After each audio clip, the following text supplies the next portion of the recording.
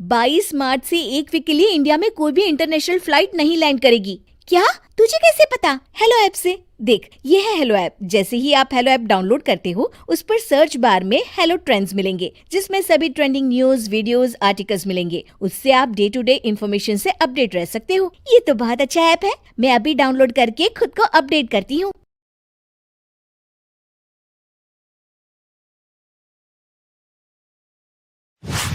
सुगंधा और उसकी सास कांता के बीच एक अजीब सी जंग रहती थी। ये जंग थी किचन में कौन ज्यादा अच्छा काम करेगा और घर के सदस्यों के दिल जीतेगा। और उनकी इस जंग में हमेशा कुर्बान होते थे उनके दोनों पति। कैसे? आइए देखते हैं इस किचन पॉलिटिक्स की कहानी में। एक दिन किचन में, माँ जी, आज मैं बना रही हूँ मेथी की सब्जी। इस खाने से घर वालों के पेट की सारी समस्या खत्म हो जाएगी। और मैं बना रही हूँ तड़के वाली छाछ, जिसे पीते ही गैस की समस्या कभी नहीं होगी। दोनों अपने अपने खाने को लेकर टेबल पर पहुंच जाती हैं। तभी सुगंधा के ससुर उसकी बनाई सब्जी की तारीफ कर देते हैं। अरे वाह, मेथी की सब्जी भी बनी है, बड़ी ही स्वादिष्ट है। वाह बहू वाह। अरे बहू, लेकिन इसमें इतनी सारी मेथी बर्बाद करने की क्या जरूरत थी? देखिए माँ जी, ये तो वो मेथी है जो आप रात में भिगोकर सुबह उसका पानी पीती हैं, और जो मेथी फेंक देती हैं, उसी से मैंने ये सब्जी बनाई है। अरे वाह बहू, तुमने तो बड़ा ही समझदारी का काम किया। बस अब क्या था, कांता जी का तो मानो ये सुनकर खून ही सूख गया। वो फैसला कर लेती है कि किसी भी तरह वो अपने खाने की तारीफ लेकर ही रहेगी और सुगंधा को किचन में उसकी कमियां गिनाएगी। कांता फ्रिज खोलकर देख रही होती है और फिर सुगंधा से कहती है, अरे बहू, ये क्या, पूरा फ्रिज गंदा पड़ा है। तभी वहां सुगंधा का पति आ जाता है। वो सुगंधा को डांट कर कहता है, सुगंधा, तुम्हें कितनी बार कह रखा है कि वायरस फैल रहा है, साफ सफाई का पूरा ख्याल रखना है, लेकिन तुम किचन में इतनी गंदगी रखोगी तो कैसे चलेगा। सुगंधा सास की तरफ देखती है, जहां वो मुस्कुरा रही होती है। सुगंधा समझ जाती है कि सास ने उससे बदला लेने के लिए ये सब किया है। दोनों रात के खाने की तैयारी में लग जाती हैं। दोनों ना एक दूसरे की तरफ देखती हैं और ना ही एक दूसरे से बातें करती हैं।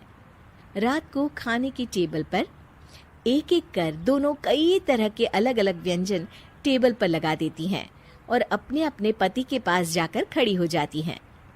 अरे खाइए जी खाइए, मैंने बड़ी मेहनत से बनाया है। प्लेट में वो खाना डालती हैं।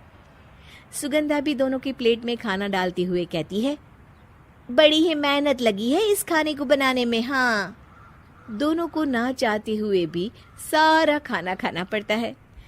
कहीं दही तो कहीं मलाई तो कहीं मसाला। और इन सब के बाद दोनों बड़ी ही मुश्किल से अपने कमरे में सोने जाते हैं। लेकिन अगली सुबह सुगंधा का पति चिल्ला रहा होता है, हाय रे, हाय मेरा तो पेट खराब हो गया।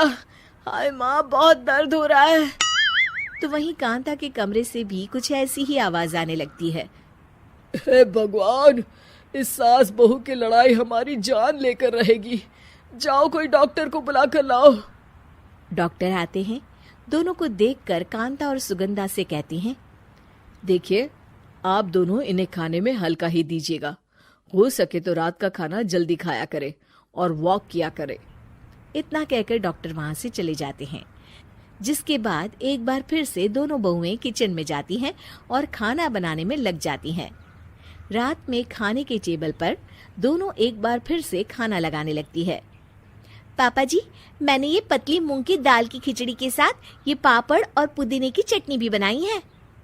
अरे बहू, अभी अभी बेचारे पेट की बीमारी से गुजरे हैं। इतना भारी खाना तो डॉक्टर ने भी मना किया है ना। देखिए, मैंने आप दोनों के लिए सूप बनाया है। और दोनों उन लोगों की प्लेट में खाना डालने लगती हैं। तभी दोनों एक साथ बोल पड़ते हैं, बस करो, हमें माफ करो। हमें नहीं खाना इस घर में, ना खिचड़ी और ना ही सूप। हम इंसान हैं, एक वक्त में एक ही खाना खा सकते हैं। बस करो, हमें माफ करो, हमें नहीं खाना इस घर में। ना खिचड़ी और ना ही सूप। हम इंसान हैं, एक वक्त में एक ही खाना खा सकते हैं। इतना कहकर वो दोनों वहां से चले जाते हैं। कहानी का अंत। आप लोग उम्मीद कर रहे होंगे कि अंत में सब ठीक हो जाएगा। नहीं जनाब, अगर सास बहू के बीच सब ठीक हो जाए तो आप ये सीरीज देखे ही क्यों? तो मजा लीजिए इस चैनल में सास बहू से जुड़ी कहानियों का, क्योंकि ये ऐसा रिश्ता है जिसकी मिठास उसकी खटास में हमेशा ज्यादा ही रहती है।